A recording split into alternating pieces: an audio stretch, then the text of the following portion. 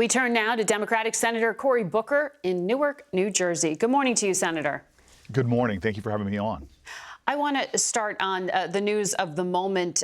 Mark Warner, fellow Democrat, chair of the Senate Intelligence Committee, tweeted, "There is no way the Communist Party of China would allow a balloon like this to fly over the Chinese heartland." I wonder if you personally are concerned that it was allowed to enter U.S. airspace at all. Well, again, Mark Warner is right. We should not have had this kind of incursion into the United States. And we have a real problem with China on a number of issues, from their human rights violations to their violations of international business law, to even the challenges we've had with them on overt spying. So I'm grateful that the military took decisive action when they did and how they did. But we obviously have issues here. And the issues with espionage, as you just indicated, go into a number of different areas. Due to national security concerns, Congress had banned TikTok, for example, the social media app, on federal devices. Your home state of New Jersey has also put restrictions in place, but you still use it personally. Does that mean that you think it's too late to go ahead and ban this? It's already on 200 million American devices. Is it just so integrated that espionage is something we have to live with? No, absolutely not. And I think there's two ways to approach this. One, the proactive step of banning it on government devices is something that the United States federal government's doing, states, and even localities are doing.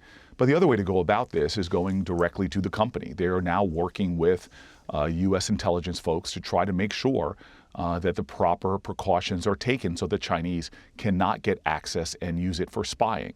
So this is something we have to take seriously. I want to ask you about the meeting you had with fellow Democrats at the White House on Thursday in regard to police reform. What agreements did you all come up with, and is it anything you can get Republicans to sign on to? Well, first of all, I want to again express my condolences to the family of Tyre Nichols. This was a really horrific murder. We saw a man on the ground, handcuffed, being beaten, and eventually die as a result of his wounds. This should not happen in the United States of America. And so I'm grateful that the president has taken decisive action in the last Congress with an executive order, but it falls to Congress to find a bipartisan way forward to make sure that we are doing what is necessary to raise police standards and professionalism, to create more transparency and accountability in American policing. I believe we can find a way forward. It is going to be more difficult in a divided Congress, but I believe that a moment like this, a moral moment like this, requires decisive action. Well, we've been through moral moments before, and negotiations have failed, as they did when you were talking to your Republican colleague, Tim Scott, back in 2021. He says that this House Progressives police reform bill, I assume he means George Floyd Act, it won't go anywhere. But he has given an impassioned speech saying he wants solutions that would have made a difference, specifically more grants, more de-escalation training, and duty to intervene training. Is this a starting point for talks? Absolutely. I mean, I've been talking to people on both sides of the aisle, on both sides of the Capitol, in the House of Representatives, and in the Senate. There is a pathway forward, and I'm going to be tireless and not stop until we do significant things to make Americans safer and to make our policing standards higher. And I'm not standing alone on this.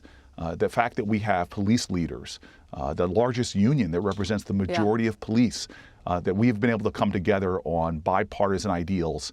I think there's a pathway forward, though I'm very sobered in a divided Congress about our ability to get it done. Are you talking to Tim Scott now about this? I don't think Tim Scott and I have stopped talking. Let's be clear. Tim and I have been a proven partnership. Well, you walked away from the talks a year ago, so you did stop negotiating. Are you renewing those negotiations?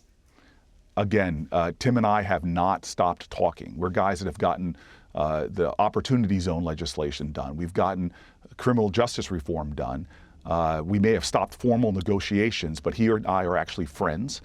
We may be in different parties and disagree on a host of stuff. But the reality is we're two black men in America who've had really awful experiences with law enforcement that law enforcement leaders say are unjust. We're motivated. One issue you put to the side back in 2021 was that really hard issue of qualified immunity.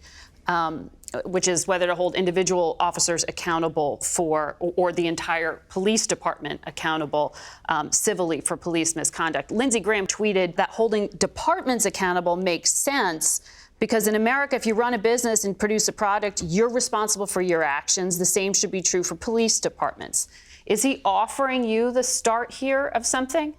You know, I've had conversations, meetings with Lindsey Graham in this Congress as well. He is somebody that agrees with me that there is common sense here.